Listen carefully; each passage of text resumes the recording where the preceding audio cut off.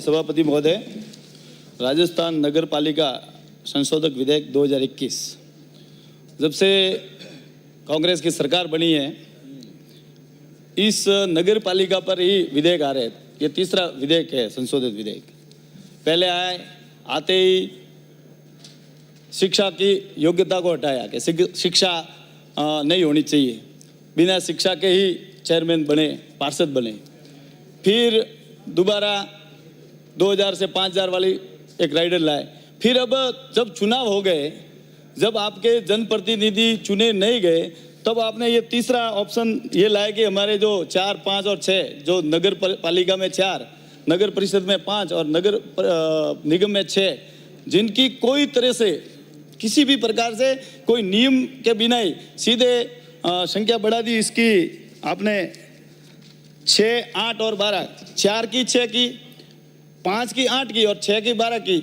इसका मुझे समझ में नहीं आ रहा कि ये किस नियम के तहत आप करेंगे। यदि पहले जो नियम बने थे कि 4, 5 और 6 और अब सीधे 6, 8 और 12, मतलब कि सीधे नगर निगम में सीधे 12 संख्या की है, 6 से सीधी 12, 1-2 बढ़ाते तो फिर भी समझ में आता।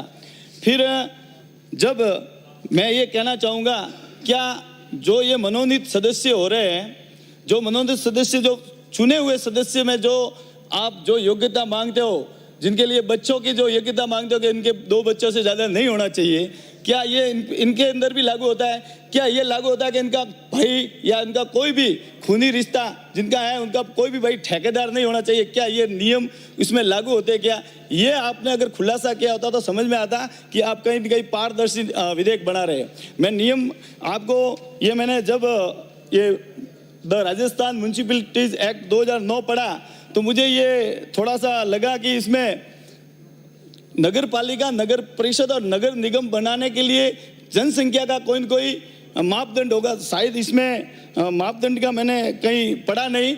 मैं निवेदन करूंगा कि अगर कहीं कहीं नगर पालिका के लिए मापदंड बन जाए कि 10,000 या 15,000 जो इस एक्ट में बन जाए, क्योंकि 2009 में एक्ट बने। एक्ट में संशोधन इसलिए किए जाने चाहिए कि जब वो एक्ट बने थे उसमें क्या क्या वीकनेस है तो एक साथ में पढ़कर उसमें वापस जो संशोधन करने एक बार कर ले, लेकिन जब भी जरूरत पड़ती है वैसा विधेयक में चेंज नहीं करना चाहिए। ये सरकार को विशेष ध्यान रखना चाहिए कि जब अगर एक्ट में कोई कमी है तो 4, 5 साथ में ही कमी आए तो एक साथ में ही विधेयक बना दे, नहीं कि 2019 में भी बना, 20 में और 21 में, तीनों बार यह संशोधन हुआ है। मैं निवेदन करूंगा अगर नगर पालिका में जनसंख्या की अगर कोई राइडर नहीं है तो मेरे और विधानसभा के और में नगर पालिका के योग्य, मतलब कि 20,000 की जनसंख्या है और में, और उसे नगर पालिका की घोषणा नहीं की, जबकि 7,000 की जनसंख्या वाले को तो नगर पालिका की घोषणा की है।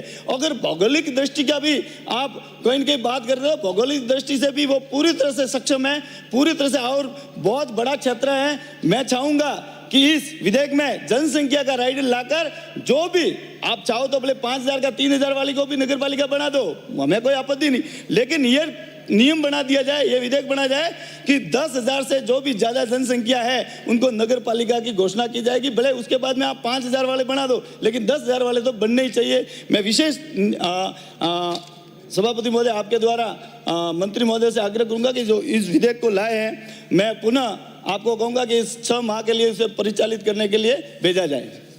गुलाबचंद कटारिया।